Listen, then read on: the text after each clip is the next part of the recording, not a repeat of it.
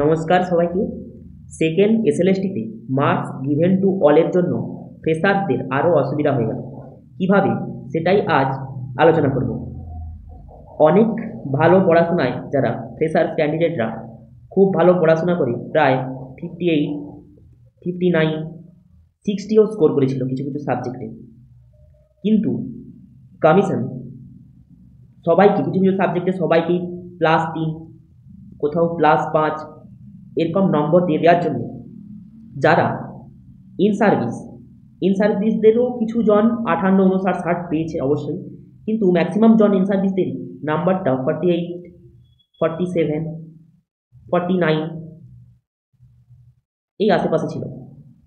এখন এই সাবজেক্টগুলোতে এই +3, +5 এরকম নাম্বার দিয়ে দেওয়ার জন্য ইন সার্ভিসরা নাম্বারটা সবারই প্রায় 50+ হয়ে গেছে,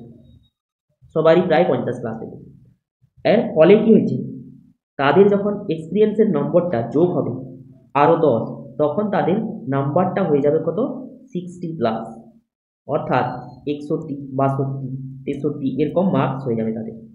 এর ফলে দুর্ভাগ্যের ব্যাপার হবে, যারা প্রচুর পড়াশোনা করে ফ্রেশার্স ক্যান্ডিডেটরা 59, 60, 58 পর্যন্ত স্কোর করেছিল, তারাও আর ডাক পাবে না, ইন্টারভিউতেই ডাক পাবে না। কারণ কিছু কিছু সাবজেক্টে কাট অফ প্রায় 60+ হবে, কারণ 9, 10 ইন সার্ভিস স্যাররাও 11, 12 আছে, আবার 11, 12 ইন সার্ভিস স্যাররাও আছে।